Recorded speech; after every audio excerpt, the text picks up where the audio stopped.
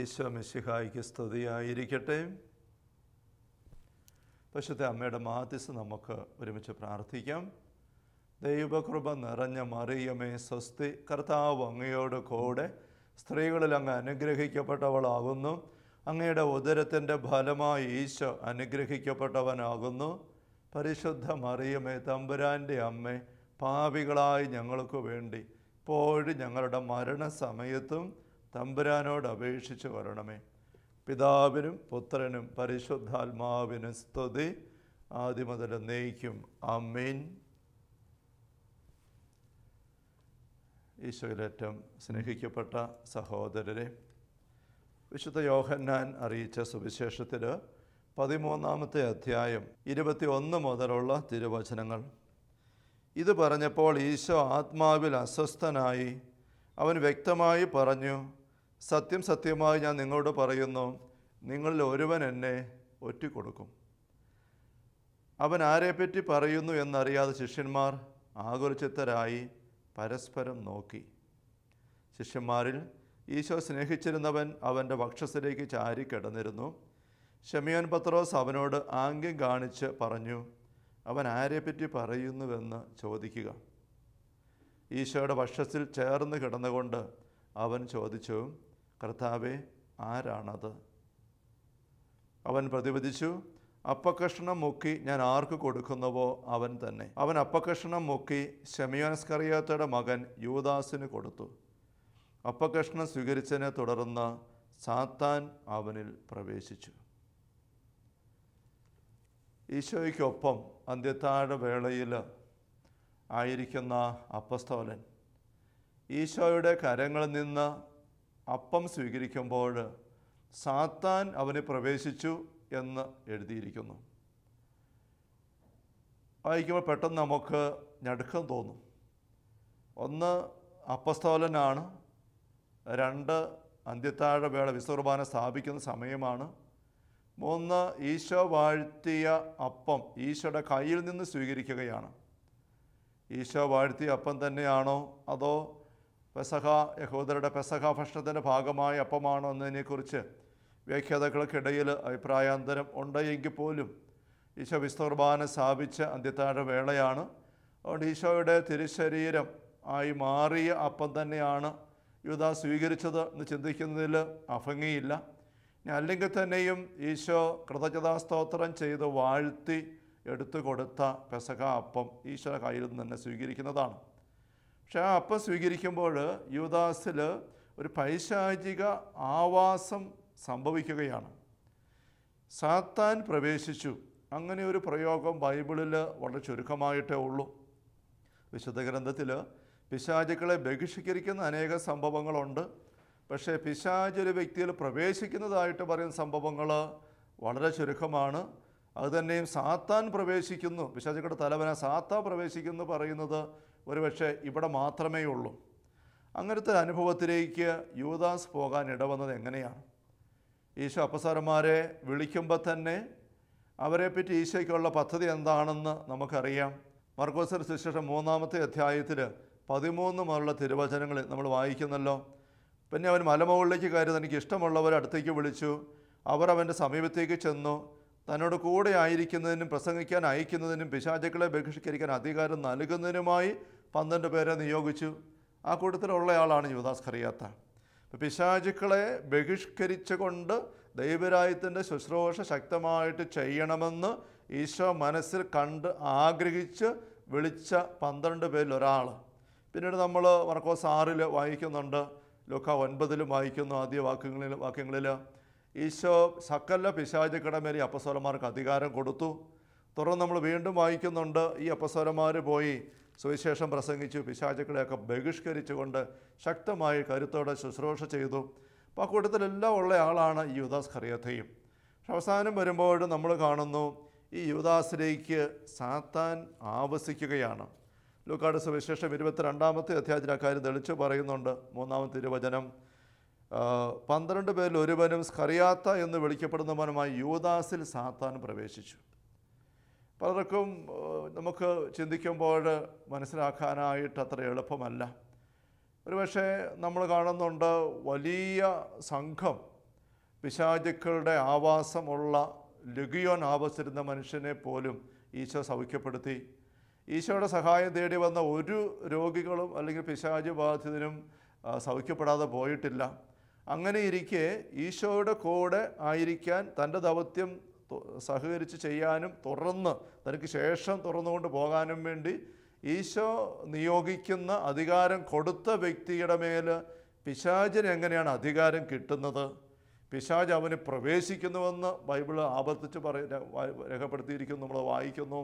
എന്ന് മാത്രമല്ല, നമ്മൾ കാണുന്നുണ്ട് യോഹന്നാൻ സുവിശേഷത്തിൽ അവന് അന്ത്യത്താഴ വേളയിൽ തന്നെ അത് പൂർത്തിയാക്കുന്നതിന് മുമ്പേ പുറത്തേക്ക് ഇറങ്ങിപ്പോയി. പിന്നീട് ഈശോയെ ഒറ്റിക്കൊടുക്കുന്നു. അവസാനം പോയി തൂങ്ങി മരിക്കാൻ ഇടവരികയും ചെയ്യുന്നു. അങ്ങനെ ദയനീയമായൊരു അന്ത്യത്തിലേക്ക് പോവുകയാണ്. ഇതേപ്പറ്റി നമ്മൾ ചിന്തിക്കുമ്പോൾ വളരെ പ്രധാനപ്പെട്ട ഒരു കാര്യം, തിന്മയുടെ സാന്നിധ്യങ്ങൾ ഒഴിവാക്കി പരിശുദ്ധാരൂപി കൊണ്ട് നിറയുക എന്ന് പറയുന്ന ദൈവരാജ്യത്തിൻ്റെ അനുഭവമാണ്. ഈ ദൈവരാജ്യത്തിൻ്റെ അനുഭവം അറിഞ്ഞുകൊണ്ട് നമ്മൾ സ്വീകരിക്കുന്നില്ലാത്തൊരു വ്യക്തിയിലേക്ക് കടന്നു കയറാനായിട്ട് നരകരാജ്യത്തിൻ്റെ സാന്നിധ്യം കാത്തു നിൽക്കുന്നുണ്ട്. ഈ ഒരു പോരാട്ടത്തിൽ ദൈവരാജ്യം, നരകരാജ്യം, ഇതിൽ ഏത് രാജ്യത്തിലെ അംഗമായിട്ട് നമ്മൾ മാറുന്നു അല്ലെങ്കിൽ ഇല്ല എന്നുള്ളത് ഒരു വ്യക്തിയുടെ തിരഞ്ഞെടുപ്പിനെ ആശ്രയിച്ചാണ് ഇരിക്കുന്നത്. പൈശാചികമായ ബന്ധനങ്ങളിൽ പെട്ട്, പൈശാചികമായ ആവേശത്തിൽ പെട്ട് ഞെരുങ്ങുന്ന വ്യക്തികൾക്ക് വിടുതൽ കൊടുക്കുന്നതിനെപ്പറ്റി ചിന്തിക്കുമ്പോൾ ഒരു പ്രധാനപ്പെട്ട ചിന്തയാണ്, പിശാചിനെ ബഹിഷ്കരിക്കുന്നത് ആരാണ്? നമ്മൾ ബൈബിളിൽ കാണുന്നുണ്ട്, ഈശോ പിശാചുക്കളെ ബഹിഷ്കരിക്കുന്നു, 12 അപ്പസ്തലന്മാർ പിന്നെ ബഹിഷ്കരിക്കുന്നു, 72 ശിഷ്യന്മാർ പോയി ബഹിഷ്കരിക്കുന്നുണ്ട്. അപ്പോൾ ഒരു ഭൂതോച്ചാടകൻ അല്ലെങ്കിൽ എക്സോസിസ്റ്റ് എന്നുള്ള നിലയിൽ നമ്മൾ കാണുന്നത് ഇവിടെ ഈശോയെ അല്ലെങ്കിൽ ഈശോ നിയോഗിക്കുന്ന വ്യക്തികളെയാണ്. യഥാർത്ഥത്തിൽ അല്പം കൂടി നമ്മൾ ആഴപ്പെട്ട് ചിന്തിക്കുമ്പോൾ ഈ ഭൂതോച്ചാടകൻ ആയിട്ട് ഇപ്പോൾ ഇവിടെ ഉദാഹരണത്തിന് ഈശോയെ കാണുന്നുണ്ടെങ്കിലും ഈശോയ്ക്ക് അത് എപ്പോഴും ചെയ്യാനായിട്ട് സാധിക്കുന്നില്ല എന്ന് നമ്മൾ വേണം ചിന്തിക്കേണ്ടി വരും. യൂദാസിൻ്റെ കാര്യം തന്നെയാണ് ഉദ്ദേശിക്കുന്നത്. യൂദാസിൽ കടന്നു കയറുന്ന പിശാചിൻ്റെ സാന്നിധ്യം ഈശോ ഒരുപക്ഷെ നേരത്തെ തന്നെ മനസ്സിലാക്കിയിരുന്നു. യോഹന്നാൻ്റെ സുവിശേഷത്തിൽ 6-ാമത്തെ അധ്യായത്തിൽ സ്വർഗത്തിൽ നിന്നിറങ്ങി വന്ന അപ്പം ഞാനാകുന്നു എന്നുള്ള ആ പ്രബോധനം ഈശോ നൽകുമ്പോൾ 63, 64 വാക്യങ്ങളിൽ വിശ്വസിക്കാത്തവരായി നിങ്ങൾ ചിലരുണ്ട് എന്ന് ഈശോ പറയുകയാണ്. അവരാരെന്നും തന്നെ ഒറ്റിക്കൊടുക്കാതിരുന്നവൻ ആരെന്നും അവൻ അറിഞ്ഞിരുന്നു. വീണ്ടും താഴേക്ക് വായിച്ചു വരുമ്പോൾ കാണുകയാണ് 70 വാക്യങ്ങളിൽ ഈശോയോട് പറഞ്ഞു, നിങ്ങൾ 12 പേരെ ഞാൻ തിരഞ്ഞെടുത്തില്ലേ, നിങ്ങളിൽ ഒരുവൻ പിശാചാണ്. ഈശോ 12 പേരെ തിരഞ്ഞെടുത്തോ, അല്ല 11 മനുഷ്യരെയും പിന്നെ ഒരു പിശാചിനെ തിരഞ്ഞെടുത്തോ? ഇല്ല, 12 മനുഷ്യരെയാണ് അപ്പോസ്തലന്മാരാണ് തിരഞ്ഞെടുത്തത്. പക്ഷെ ഇപ്പോൾ ഈശോ പറയുകയാണ്, ഞാനാണ് നിങ്ങളെ തിരഞ്ഞെടുത്തത് 12 പേരെയും, പക്ഷെ നിങ്ങളിൽ ഒരുവൻ പിശാചാണ്. ദൈവം മാലാഖമാരെ നന്മയുള്ളവരായിട്ട് സൃഷ്ടിച്ചു, പക്ഷെ അവർ കുറേ പേര് പിശാചുക്കളായിട്ട് മാറി എന്ന് പറയുന്ന ആ ഒരു അനുഭവം തന്നെ, കാര്യം തന്നെ ഇവിടെ നമുക്ക് കാണാൻ സാധിക്കുകയാണ്. 12 പേരെ വിശുദ്ധ അപ്പോസ്തലന്മാരാകുവാനായിട്ട് ഈശോ തിരഞ്ഞെടുത്തു. പക്ഷെ അവരിലൊരാൾ സ്വമേധയാ, ഇവിടെ ഈശോ തന്നെ പറയുന്ന വാക്ക് വെച്ചാൽ നിങ്ങളൊരു പിശാചാണ്. അപ്പോൾ സ്വമേധയാ പിശാചായിട്ട് മാറുകയാണ്. ഇവിടെ എടുത്തു പറയുന്നുണ്ട്, അവനിത് പറഞ്ഞത് ശെമോസ്കറിയാത്തയുടെ മകനായ യൂദാസിനെ കുറിച്ചാണ്. എന്തെന്നാൽ 12 പേരിൽ ഒരുവനായ അവനാണ് ഈശോ ഒറ്റിക്കൊടുക്കുമായിരുന്നത്. അപ്പം എക്സോർസിസ്റ്റ് എന്നുള്ള രീതിയിൽ, ഭൂതോച്ചാടകം എന്ന രീതിയിൽ ഈശോയെ നമ്മൾ ശക്തനായിട്ട് കാണുമ്പോൾ പോലും ഈ ഈശോയ്ക്കും ഈ യൂദാസിലെ പിശാചിനെ ബഹിഷ്കരിക്കാൻ ഒരു വിധത്തിൽ പറഞ്ഞാൽ സാധിക്കുന്നില്ല. ഈശോയ്ക്ക് ദൈവത്തിന് സാധിക്കാത്ത കാര്യമുണ്ടോ? ദൈവത്തിന് അസാധ്യമായിട്ട് ഒന്നുമില്ല എന്ന് ഗബ്രിയേൽ മാലാഖ മറിയത്തിൻ്റെ പക്കൽ മംഗളവാർത്ത അറിയിക്കാൻ പറയുന്നുണ്ട്. നമുക്കറിയാം ദൈവം സർവശക്തനാണ്, ദൈവത്തിന് അസാധ്യമായിട്ട് ഒന്നുമില്ല. മർക്കോസിൻ്റെ സുവിശേഷത്തിൽ 6-ാമത്തെ അധ്യായത്തിൽ നമ്മൾ കാണുന്നുണ്ട്, ഈശോ നിസ്സഹായനായിട്ട് നിൽക്കുന്ന മറ്റൊരു രംഗം രോഗശാന്തി കൊടുക്കുന്നിടത്താണ്. ഇവിടെ മർക്കോസിൻ്റെ സുവിശേഷം 6-ാമത്തെ അധ്യായത്തിൽ 1 മുതലുള്ള വാക്യങ്ങളിൽ സ്വന്തം നാട്ടിൽ ഈശോ എത്തുന്നു. അപ്പോൾ ആൾക്കാർ ഈശോയെ അടുത്ത് വന്നിട്ട് ചിന്തിക്കുന്നു, പറയുന്നു, ഇവന് ആ തച്ചൻ്റെ മകനല്ലേ, ഇവനെങ്ങനെ ഇത്ര വലിയ ശക്തിയൊക്കെ കിട്ടുന്നത്, ഇതൊക്കെ എങ്ങനെ സംഭവിക്കാൻ സാധിക്കും? ഇങ്ങനെ അവർ ഈശോയിൽ ഇടറി എന്ന് നമ്മൾ വായിക്കുകയാണ്. അപ്പോൾ 4-ാം വാക്യം 5-ാം വാക്യം നമ്മൾ വായിക്കുകയാണ്, ഏതാനും രോഗികളുടെ മേൽ കൈകൾ വെച്ച് സുഖപ്പെടുത്തുവാനല്ലാതെ മറ്റ് അത്ഭുതം ഒന്നും അവിടെ ചെയ്യാൻ അവന് സാധിച്ചില്ല. ഈശോയ്ക്ക് സാധിച്ചില്ല എന്ന് തന്നെ സുവിശേഷം എഴുതിയിരിക്കുകയാണ്. അപ്പോൾ ദൈവം സർവശക്തനാണ് എങ്കിലും ദൈവത്തിൻ്റെ ശക്തി പരിമിതപ്പെട്ടു പോകുന്ന ചില സാഹചര്യം ഉണ്ടെന്ന് നമ്മൾ കാണേണ്ടി വരുന്നു. ആ ദൈവത്തിൻ്റെ ശക്തിയുടെ കുറവ് കൊണ്ടല്ല യഥാർത്ഥത്തിൽ, മറിച്ച് എന്താണ്, ദൈവം മനുഷ്യന് കൊടുത്ത സ്വാതന്ത്ര്യത്തെ ദൈവം മാനിക്കുന്നത് കൊണ്ടാണ്. ദൈവം മനുഷ്യന് തന്ന സ്വാതന്ത്ര്യം ദൈവത്തിന് വേണ്ടി നിലകൊള്ളാനും പിശാചിന് വേണ്ടി ഇറങ്ങിത്തിരിക്കാനും, അല്ലെങ്കിൽ നന്മ ചെയ്യാനും, അല്ല പുണ്യം ചെയ്യാനും പാപം ചെയ്യാനും ദൈവം കൊടുത്ത സ്വാതന്ത്ര്യം, ആ സ്വാതന്ത്ര്യത്തെ ദൈവം മാനിക്കുന്നുണ്ട്. അതുകൊണ്ട് ആരെങ്കിലും സ്വമനസ്സ അറിഞ്ഞുകൊണ്ട് ദൈവത്തെ മാറ്റിവെച്ച് തിന്മയിലേക്ക് ഇറങ്ങിയാൽ ആ വ്യക്തിയെ സഹായിക്കാനായിട്ട് ദൈവത്തിന് സാധിക്കുകയില്ല. അത് അസാധ്യമാണ്. ഇവിടെ അവിശ്വസിച്ചുകൊണ്ട് നിൽക്കുന്നു ഈശോ സ്വന്തം ആൾക്കാർ, സ്വന്തം നാട്ടുകാർ. വിശ്വസിക്കാത്ത വ്യക്തികളിലേക്ക് രോഗശാന്തിയുടെ കൃപ ഒഴുക്കാൻ ഈശോയ്ക്ക് സാധിക്കുന്നില്ല. ഇവിടെ 6-ാം വാക്യത്തിൽ വായിക്കുകയാണ്, അവരുടെ വിശ്വാസ രാഗത്തെക്കുറിച്ച് അവൻ വിസ്മയിച്ചു. അപ്പോൾ യൂദാസിലേക്ക് വിടുതലിൻ്റെ ശക്തി പരിശുദ്ധാത്മാവിനെ കൊണ്ടാണ് പിശാചുകളെ ബഹിഷ്കരിക്കുന്നത്. പരിശുദ്ധാത്മാവ് തന്നെ നിറഞ്ഞു നിൽക്കുകയാണ്. കർത്താവിൻ്റെ ആത്മാവ് എൻ്റെ മേലുണ്ട്. ഈശോയ്ക്ക് അതേപ്പറ്റി യാതൊരു സംശയമില്ല, ഉറപ്പാണ്. പ്രാർത്ഥന വഴി നിരന്തരം ഈശോ തൻ്റെ ശക്തി നിറച്ചെടുക്കുകയും ചെയ്യുന്നുണ്ട്. ശക്തിയോടുകൂടിയാണ് ഈശോ ശുശ്രൂഷ ചെയ്യുന്നത്. എന്നിട്ടും തന്നിൽ നിറഞ്ഞിരിക്കുന്ന പരിശുദ്ധാത്മ ശക്തി, അഭിഷേകം, അതിനെ യൂദാസിലേക്ക് ഇറക്കി കൊടുക്കാനായിട്ട് ഈശോയ്ക്ക് സാധിക്കുന്നില്ല. അതുകൊണ്ട് സ്കോട്ട് എം പെക്ക് എന്ന് പറയുന്ന ഒരു അമേരിക്കൻ സൈക്യാട്രിസ്റ്റ് 2005 കണക്റ്റിക്കട്ടിൽ മരിച്ച വ്യക്തിയാണ്. അദ്ദേഹം എഴുതിയ പുസ്തകം the glimpses of the devil. ഈ പുസ്തകത്തിൽ അദ്ദേഹം സൈക്യാട്രിസ്റ്റ് ആയിരിക്കുമ്പോൾ തന്നെ തൻ്റെ പക്കലെത്തിയ ചില മാനസിക രോഗികളെ ചികിത്സിച്ച് സൗഖ്യപ്പെടുത്താനായിട്ട് പറ്റുന്നില്ല എന്ന് കണ്ടപ്പം അദ്ദേഹം വലിയ വിശ്വാസിയൊന്നും ആയിരുന്നില്ല, സഭയിൽ അംഗം പോലും ആയിരുന്നില്ല. എന്നിട്ടും അദ്ദേഹം യാതൊരു വഴിയിലും മറ്റു ഡോക്ടർമാർ ചേർന്ന് നോക്കിയിട്ടും തൻ്റെ പക്കലെത്തിയ ഒരു യുവതിയെ സൈക്കാട്രിക് അവസ്ഥയിൽ നിന്നും സൗഖ്യപ്പെടുത്താൻ പറ്റാതെ വന്നപ്പം ഈ പൈശാചിക തലത്തിൻ്റെ ഇടപെടൽ അദ്ദേഹം സംശയിച്ചു, അതേപ്പറ്റി പഠിച്ചു, അന്വേഷിച്ചു. അങ്ങനെ അദ്ദേഹം ഒരു ബഹിഷ്കരണ ശുശ്രൂഷ നടത്തി അവളെ സഹായിക്കാൻ നോക്കുന്നു. ആരെയും സഹായിക്കാൻ കിട്ടിയില്ല, സഭയിൽ നിന്ന് പോലും സഹായം കിട്ടിയിരുന്നതൊക്കെ എഴുതുന്നുണ്ട്. ആ അവസ്ഥയിൽ അദ്ദേഹം തന്നെ മറ്റുള്ള സഹായത്തോടുകൂടെ ഇങ്ങനൊരു ശുശ്രൂഷ നടത്തി ആ പെൺകുട്ടിക്ക് വിടുതൽ കൊടുക്കുകയാണ്. പിന്നീട് അദ്ദേഹം തൻ്റെ പക്കൽ ഈ ചികിത്സയുടെ എത്തുന്ന രോഗികളെ ഈ രീതിയിൽ ശ്രദ്ധിക്കാനായിട്ട് തുടങ്ങി. അങ്ങനെ ശ്രദ്ധിച്ചപ്പോൾ ചില വ്യക്തികളെയൊക്കെ അദ്ദേഹം സൈക്കാട്രിയുള്ള സൈക്കോളജിയുടെ ടെക്നിക്കുകൾ, സഹായങ്ങൾ, സങ്കേതങ്ങൾ ഉപയോഗിച്ച് വിജയിക്കുന്നില്ല എന്ന് കാണുന്നിടത്ത് ഈ ഡെമോണിയക് ആയിട്ടുള്ള ഒരു പ്രവർത്തനത്തെപ്പറ്റി അദ്ദേഹം പരിശോധിക്കാൻ തുടങ്ങി. അങ്ങനെ ചില വ്യക്തികളെയൊക്കെ അദ്ദേഹം ആ രീതിയിൽ സഹായിക്കുന്നുണ്ട്. അതേപ്പറ്റിയൊക്കെ പങ്കുവെച്ച് അദ്ദേഹം എഴുതിയിരിക്കുന്ന ഒരു പുസ്തകമാണ് the glimpses of the devil.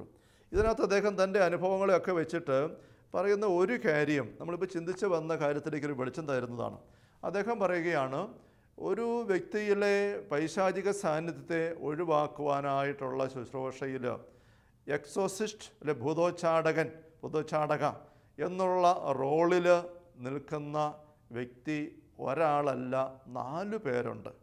4 കൂട്ടരാണ് exorcist എന്നുള്ള ഒരൊറ്റ ആ ഒരു ആശയത്തിനകത്തുള്ള ഒരു പേരിന് അർഹമായിട്ട് നിൽക്കുന്നത്. അപ്പോൾ ആ 4 പേരായിരിക്കും അദ്ദേഹം പറയുകയാണ്. ഒന്നാമത്തെ നമ്പർ 1 എക്സോസിസ്റ്റ് എന്ന് പറയുന്നത് ഈ പീഡയ്ക്ക് വിധേയമായി ഇരയായി അതിലൂടെ കടന്നു പോകുന്ന വ്യക്തി തന്നെയാണ് എന്ന് അദ്ദേഹം പറഞ്ഞിരിക്കുകയാണ്. ഏതൊരു വ്യക്തിയാണോ പൈശാചികമായ പീഡനത്തിന് ഇരയായിക്കൊണ്ട് നീങ്ങാൻ ഇട വന്നിരിക്കുന്നത്, ആ വ്യക്തി ആയിരിക്കണം ഒന്നാമത്തെ എക്സോസിസ്റ്റ്. എന്ന് വെച്ചാൽ ആ വ്യക്തി ആഗ്രഹിക്കുന്നില്ല എങ്കിൽ, സഹകരിക്കുന്നില്ല എങ്കിൽ ആർക്ക് സഹായിക്കാൻ പറ്റില്ലെന്നാണ്.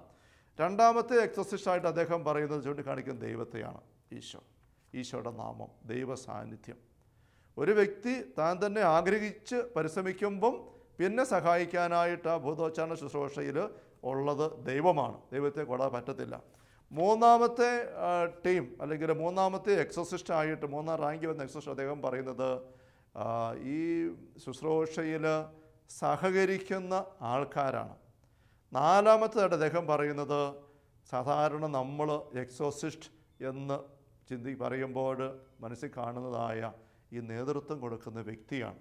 അദ്ദേഹം പറയുകയാണ്, ആ വ്യക്തി 4ാമത്തെ ആളാണ്, ഏറ്റവും അവസാനത്തേതാണ് ഈ 4 കൂട്ടരിൽ. എന്തുകൊണ്ട് അദ്ദേഹം ഇങ്ങനെ പറയുന്നത്?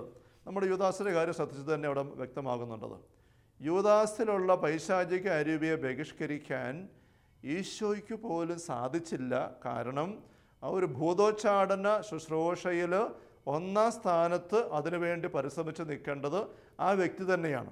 യൂദാസ് ആഗ്രഹിക്കുന്നില്ലാത്ത ഒരു വിടുതൽ യൂദാസിലേക്ക് കൊടുക്കുവാനായിട്ട് ഈശോയ്ക്ക് പോലും സാധിക്കുകയില്ല. അപ്പോൾ ഒരു വ്യക്തിയുടെ ആഗ്രഹം, പരിശ്രമം, അതിന്മേൽ മാത്രമേ ദൈവത്തിനും മറ്റുള്ളവർക്കും സഹകരിച്ച് ഒപ്പം നിൽക്കാനായിട്ട് സാധിക്കുകയുള്ളൂ. ഒരു വ്യക്തി ആഗ്രഹിക്കുന്നില്ലാത്തടത്ത് ആർക്കും സഹായിക്കാൻ പറ്റുകയില്ല.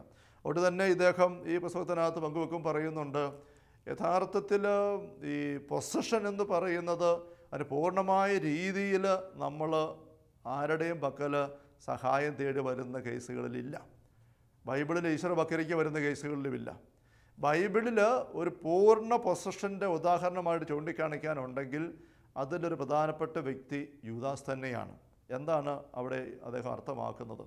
പിശാചിൻ്റെ സാന്നിധ്യത്തെയും ഇടപെടലിനെയും പ്രവർത്തനത്തെയും സ്വമേധയ അറിഞ്ഞ് സ്വീകരിച്ച് അതിനായിട്ട് തൻ്റെ ജീവിതം വിട്ടുകൊടുത്തുകൊണ്ട്, തുറന്നു കൊടുത്തുകൊണ്ട് നീങ്ങുന്നൊരു വ്യക്തി. ആ വ്യക്തി നമ്മളിവിടെ കണ്ടു, യൂദാസിൽ പിശാച് സാത്താൻ പ്രവേശിച്ചു. അപ്പോൾ സാത്താനോടെ പൊസസ് ചെയ്യുക, അവനെ ഏറ്റെടുക്കുകയാണ്, അവനിൽ നിറഞ്ഞു നിൽക്കുകയാണ്. പക്ഷേ യൂദാസ് അലറി വിളിക്കുന്നില്ല, ഉരുണ്ട് വീഴുന്നില്ല, ബഹളം വെക്കുന്നില്ല, മല്ല് പിടിക്കുന്നില്ല, ഒന്നുമില്ല. അവൻ ഇറങ്ങിപ്പോകുന്നു, ഇരുട്ടിലേക്ക് പോകുന്നു. എന്നിട്ട് അവൻ പോയി ഈശോ ഒറ്റ കൊടുക്കാണ് പണി നോക്കുന്നു, ഒറ്റ കൊടുക്കുന്നു. അങ്ങനെ നടക്കുന്ന അവസാനം പോയി തൂങ്ങി ചത്ത് അവസാനിക്കുകയും ചെയ്യുകയാണ്. അപ്പം ഇങ്ങനത്തെ ഒരു അവസ്ഥയിലേക്ക് യൂദാസ് പോകുമ്പോൾ ഈ സ്കോട്ടൻബർഗ് പറയുകയാണ്, ഇങ്ങനെയുള്ള കേസുകളാണ് ഫുൾ പൊസഷൻ, അത് പൂർണ്ണമായ അർത്ഥത്തിൽ. പിന്നെ ഈ ബഹളം വെച്ച് ഉരുണ്ട് വീണും മറിഞ്ഞു വീണൊക്കെയുള്ള രീതി കാണുന്നതോ, അത് അദ്ദേഹം പറയുകയാണ്, ആ വ്യക്തിയുടെ ഉള്ളവും ഈ പൈശാചിക അരൂപിയും തമ്മിൽ പോരാട്ടം നടക്കുകയാണ്. പിശാച് ആ വ്യക്തിയെ സ്വന്തമാക്കാനായിട്ട് പരിശ്രമിക്കുന്നു, ആഗ്രഹിക്കുന്നു. ആ പരിശ്രമത്തിൽ അവൻ്റെ ആക്രമണത്തിന് വിട്ടുകൊടുക്കാൻ മനസ്സാകാതെ, അല്ലെ കുറേയെല്ലാം കീഴ്പ്പെട്ട് പോയിട്ടുണ്ടെങ്കിൽ പോലും അതിനകത്ത് മുഴുകാൻ മനസ്സ് വിട്ടുകൊടുക്കാതെ അതിനോട് ബലം പിടിക്കുകയാണ് ഈ വ്യക്തിയുടെ ഉള്ളം. അതുകൊണ്ടാണ് ഈ വ്യക്തി നിലവിളിക്കുന്നത്, സഹായത്തിന് വേണ്ടി കേഴുന്നത്. ആ പോരാട്ടത്തിൻ്റെ ഭാഗമാണ് ഈ വ്യക്തി ഉരുണ്ട് വീഴുന്നതും മറിഞ്ഞു വീഴുന്നതും ഒരേ പതിയെ പുറപ്പെടുവിച്ചുകൊണ്ടുള്ള ചേഷ്ട കാണിക്കുന്നതുമെല്ലാം. കാരണം ആ വ്യക്തി പിശാചിന് കീഴ്പ്പെടുക്കാൻ തയ്യാറാകുന്നില്ല. കീഴ്പ്പെടുത്തിയിട്ടുണ്ട് പിശാച്. ആ വ്യക്തിയുടെ കണ്ണിലൂടെ നോക്കുന്നതും ചെവി കൊണ്ട് കേൾക്കുന്നതും കൈ കൊണ്ട് പ്രവർത്തിക്കുന്നതും ഒക്കെ ഈ പിശാച് ആ ശരീരത്തിന് നിയന്ത്രണം ഏറ്റെടുത്ത് തന്നെയാണ്. എങ്കിൽ പോലും പൂർണ്ണമായിട്ടൊരു കീഴ്പ്പെടുത്തൽ പിശാചിന് ഇതുവരെയും സാധിച്ചിട്ടില്ല. അതുകൊണ്ടാണ് ഈ പറഞ്ഞ വയലൻ്റായുള്ള രംഗങ്ങൾ, അടയാളങ്ങളൊക്കെ അവിടെ പ്രത്യക്ഷപ്പെടുന്നത്. അപ്പോൾ പൂർണ്ണമായ തരത്തിലുള്ള പൊസഷൻ എന്ന് പറയുന്നത് ഇങ്ങനത്തെ ബഹളം ഒന്നുമില്ല. പിശാചിനെ ആയിട്ട് ഉള്ളു തുറന്ന് അവനെ വിളിച്ച് അവൻ്റെ സേവയ്ക്കായിട്ട് സ്വയം കൊടുത്ത് അങ്ങനെ നീങ്ങുന്ന ആൾക്കാരെ പറ്റിയൊക്കെ നമ്മൾ കേൾക്കാറുണ്ട്. അങ്ങനത്തെ ആൾക്കാർ ഉണ്ടെന്ന് നമ്മൾ മനസ്സിലാക്കുന്നു. അവർ ഒരിടത്തും ഒരു ഭൂതോച്ചാടകൻ്റെ സഹായം തേടി വരുന്നില്ല. അവരതിനകത്തങ്ങ് പോയി അവസാന പിശാചിൻ്റെ വലിയ നാശ അനുഭവത്തിലേക്ക് പോയി കൂടുകയേ ഉള്ളൂ. അതുകൊണ്ട് ഒന്നാമത്തെ എക്സോസിസ്റ്റ് എന്ന് പറയുന്നത് ഓരോ വ്യക്തിയുമാണ്. രണ്ടാമത്തെ ഞാൻ പറഞ്ഞു ദൈവം എപ്പോഴും നമ്മുടെ സഹായത്തിനുണ്ട്. നമ്മൾ ആഗ്രഹിക്കുന്ന ഒരു വിടുതൽ ദൈവം ഒരിക്കലും നമ്മളിൽ നിന്ന് മാറ്റിവെക്കാനായിട്ട് തയ്യാറാവുകയില്ല. വിളിച്ചപേക്ഷിക്കുമ്പോൾ ഞാൻ ഉത്തരം മരുളും, മുട്ടുമ്പോൾ തുറക്കപ്പെടും, ചോദിക്കുമ്പോൾ ലഭിക്കും എന്നൊക്കെ ഈശോ പറയുന്ന വചനഭാവം നമുക്കറിയാം. അപ്പോൾ തമ്പുരാൻ്റെ സഹായത്തിന് വേണ്ടി നമ്മൾ കേഴുമ്പോൾ യാചിക്കുമ്പോൾ എപ്പോഴും അതുണ്ട്. അപ്പോൾ നമുക്ക് ആഗ്രഹമുണ്ടെങ്കിൽ, നമ്മൾ തമ്പുരാൻ്റെ സഹായം തേടാനായിട്ട് തയ്യാറാണെങ്കിൽ ദൈവത്തിൻ്റെ സഹായം എപ്പോഴും ഉണ്ട്. മൂന്നാമത്തെ ടീം ഘടകമായിട്ട് നമ്മൾ പറഞ്ഞത് ടീം, ഒരു ഗ്രൂപ്പ് വേണം. ബൈബിളിൽ തന്നെ കാണാം, പിശാചബാധയുള്ള ആൾക്കാരെയും കൊണ്ട് മറ്റു ചിലർ വരുന്നുണ്ട്. ഒരപ്പൻ മോനെയും കൊണ്ട് വരുന്നു, അല്ലെങ്കിൽ ചില ആൾക്കാർ ഒരു വ്യക്തിയെയും കൊണ്ട് വരുന്നു, അല്ലെങ്കിൽ അനങ്കാരി സ്ത്രീ തൻ്റെ മകൾക്ക് വേണ്ടി ഈശ്വര പക്കൽ വരുന്നു. നമ്മൾ പൈശാചികമായ കെടുതി അനുഭവിക്കുന്ന വ്യക്തികൾക്ക് വേണ്ടി പ്രാർത്ഥിക്കാൻ ആഗ്രഹിക്കുമ്പം ആ വ്യക്തിയുടെ കുടുംബാംഗങ്ങൾ സഹകരിക്കാതെ ഒരു വിടുതൽ കൊടുക്കുക ഏതാണ്ട് അസാധ്യമാണ്. നമ്മൾ ശുശ്രൂഷ ചെയ്യുന്ന വ്യക്തികളും ഒരു ടീമായിട്ട് ഒപ്പം നിൽക്കേണ്ട ആവശ്യമുണ്ട്. ഒരു വ്യക്തി തന്നെ ഇറങ്ങി ഈശോ അങ്ങനെ ചെയ്തിട്ടുണ്ട്, പക്ഷേ നമ്മളും ഈശോയുമായിട്ട് നമുക്ക് താരതമ്യം ചെയ്യാൻ പറ്റത്തില്ല.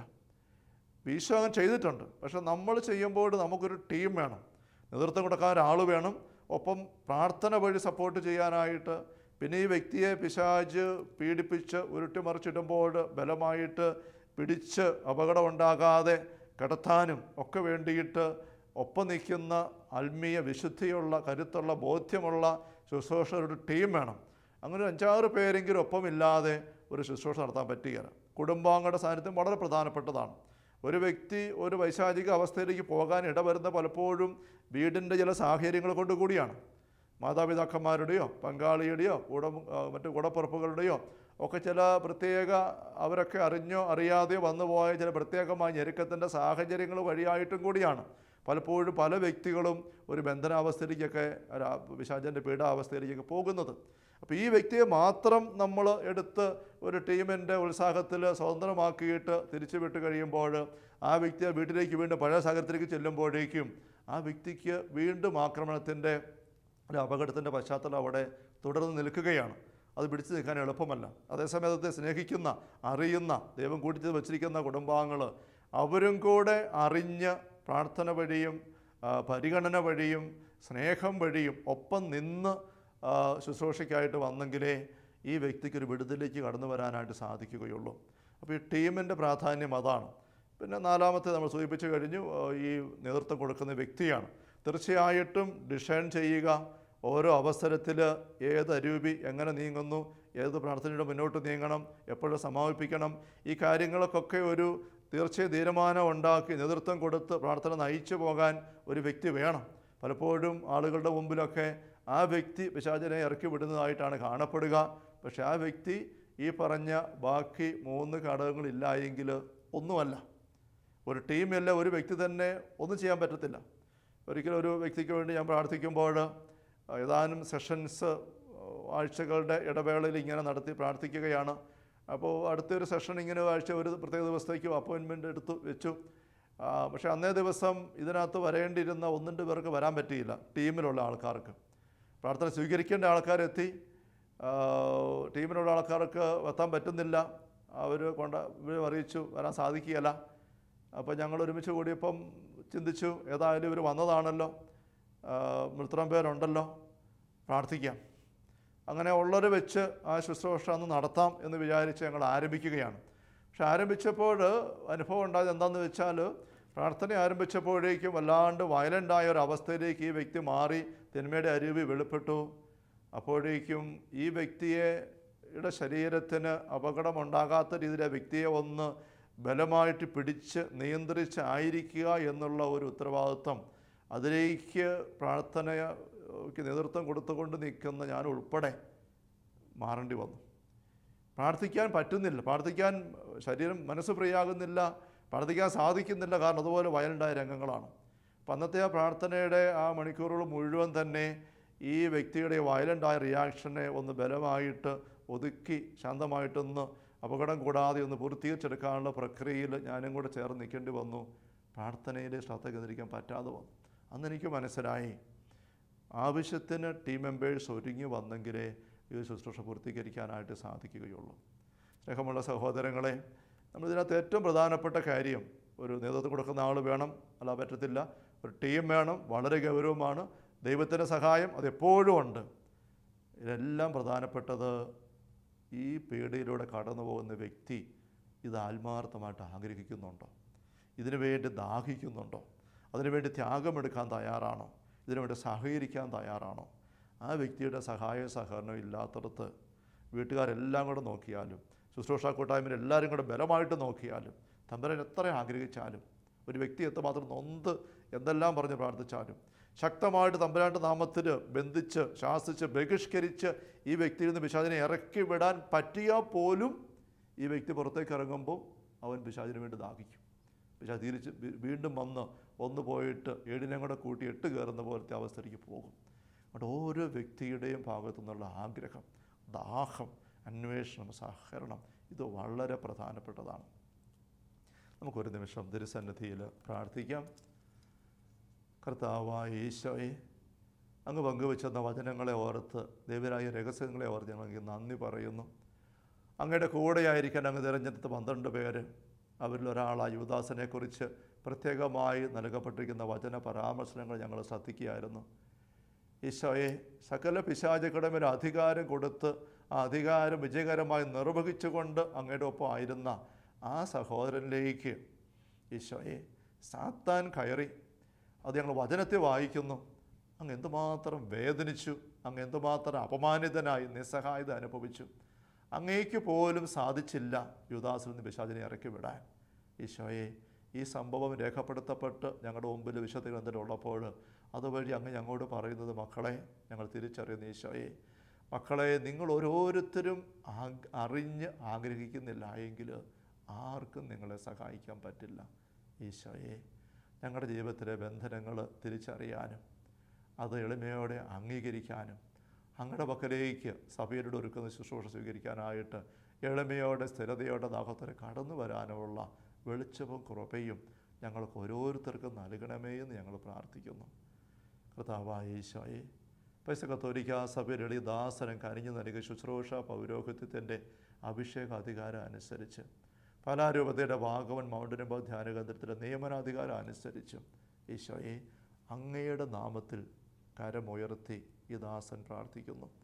ഈ വചനത്തിനായിട്ട് ഉള്ളു തുറന്ന് അത് വിശ്വാസപൂർവ്വം സ്വീകരിച്ച് അതനുസരിച്ച് ഉത്തരം കൊടുത്തുകൊണ്ട് അങ്ങയുടെ സഹായം സ്വീകരിക്കാനായിട്ട് മനസ്സുകൊണ്ട് ആഗ്രഹിച്ച് ഒരുങ്ങി നിൽക്കുന്ന ഈ മക്കളുടെ മേൽ ഈശോയെ അങ്ങയുടെ കുരിശിൻ്റെ മുദ്ര പതിയട്ടെ. അങ്ങയുടെ നാമത്തിൻ്റെ ശക്തി ഒരു പ്രകടമാകട്ടെ. സകലവിധ തിന്മയുടെ കെട്ടുകൾ അഴിയത്തക്ക രീതിയിൽ ഈശോയെ അങ്ങയോട് സഹകരിച്ച് സഭാശുശ്രൂഷ സ്വീകരിച്ചുകൊണ്ട് വിടുതലേക്ക് എത്തുന്ന അഭിഷേകം കർത്താവിൻ്റെ മക്കളിൽ ആവശ്യമുള്ളവർക്കെല്ലാം ലഭിക്കാനിട വരികയും ചെയ്യട്ടെ.